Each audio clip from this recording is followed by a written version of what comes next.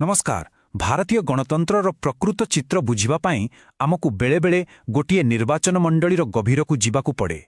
आज आमे सेही भली एक यात्रारे बाहरिछु बनाई निर्वाचन मंडलीर राजनैतिक परिदृश्यकु विश्लेषण करिबाकु। तेबे चलंतु एही यात्रा आरंभ करिबा। ओडिशार एही अंचल बनाई एहार कहानी टिके अलगा। गोटिए पटे अछि प्रकृतिर अपारदान माने खनिज संपदर भंडार, आउ अन्यपटे अछि सेठाकार लोकंक इच्छा शक्ति। एही दुईटी भितरे थिबा संघर्ष ही बनाई राजनीतिर मूल कथा।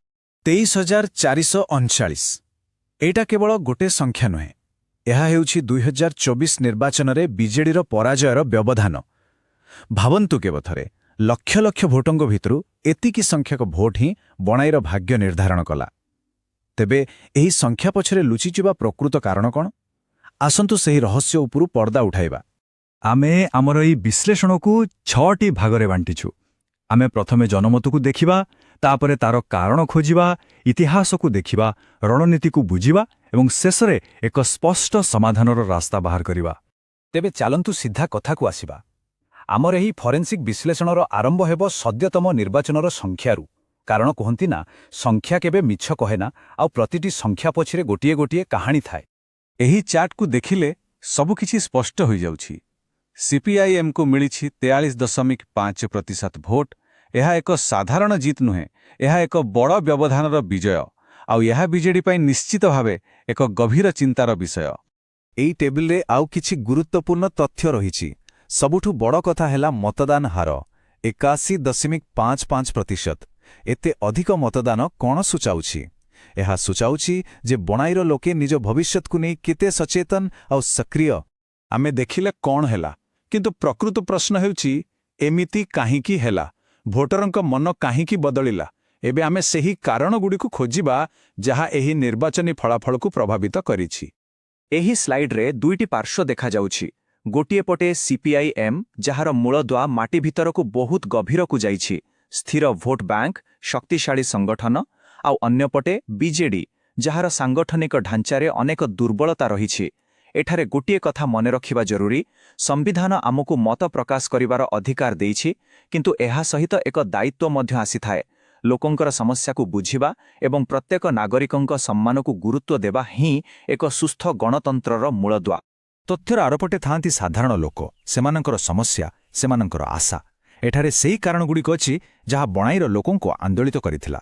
निज माटीरे खणी थाई भी चाकिरी नाही, परिवेश नष्ट होउछि, भल रास्ता नाही। एही सब असंतोष ही भोट बाक्सरे प्रतिफलित होइछि।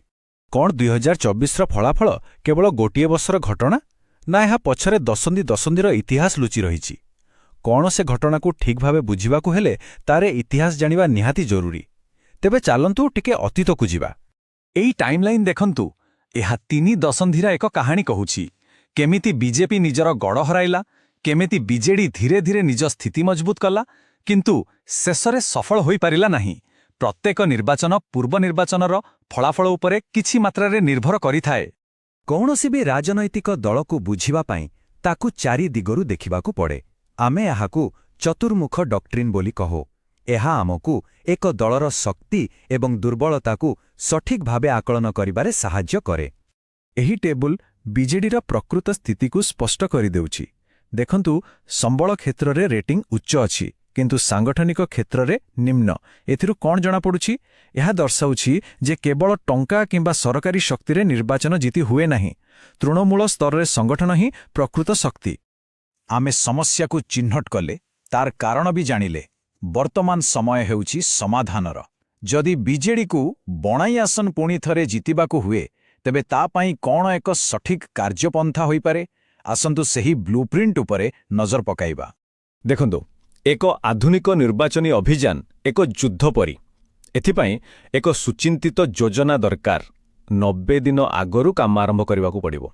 टीम गठन ठारू आरंभ करी घरकू घर जिबा, बड़ नेतांकू आनिबा, आउ शेष दिन रे भोटरंकू बूथ पर्यंत आनिबा, प्रत्येकटी पदक्षेप गुरुत्वपूर्ण। आउ केवल पारंपरिक उपाୟରେ चलिबा नाही। समय बदलिछि। प्रार्थीଙ୍କୁ ଲୋକଙ୍କ ପାଖକୁ ସିଧାସଳଖ ଯିବାକୁ ପଡ଼ିବ। ସେମାନଙ୍କର ଭାଷାରେ ସେମାନଙ୍କର ସମସ୍ୟା କଥା କହିବାକୁ ହେବ। ଆଜିକାଲି ତ ଡିଜିଟାଲ ମାଧ୍ୟମର ଯୁଗ। WhatsApp, voice note, Instagram reel ଏସବୁର ବ୍ୟବହାର କରିବାକୁ ପଡ଼ିବ। ଆଉ ଯେତେବେଳେ ଆମେ ଡିଜିଟାଲ ପ୍ରଚାର କଥା କହୁଛେ ଲୋକଙ୍କର ବ୍ୟକ୍ତିଗତ ଗୋପନୀୟତା ଓ ସେମାନଙ୍କର ସହମତିର ସମ୍ମାନ କରିବା ଅତ୍ୟନ୍ତ ଗୁରୁତ୍ୱପୂର୍ଣ୍ଣ। ଟେକ୍ନୋଲୋଜିର ବ୍ୟବହାର ଲୋକଙ୍କୁ ସଶକ୍ତ କରିବା ପାଇଁ ହେବା ଉଚିତ, ସେମାନଙ୍କୁ ନିୟନ୍ତ୍ରଣ କରିବା ପାଇଁ ନୁହେଁ। କିନ୍ତୁ କ'ଣ ନିର୍ବାଚନ ଜିତିଯିବା ହିଁ ସବୁକିଛି?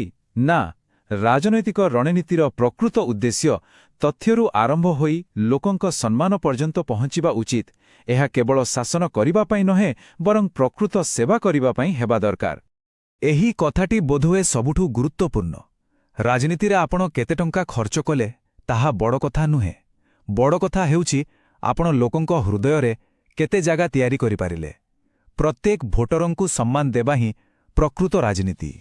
ତେବେ ଶେଷରେ ବଣାଇର ଏହି କାହାଣୀ ଆମ ସମସ୍ତଙ୍କ ପାଇଁ ଏକ ପ୍ରଶ୍ନ ଛାଡ଼ିଯାଉଛି।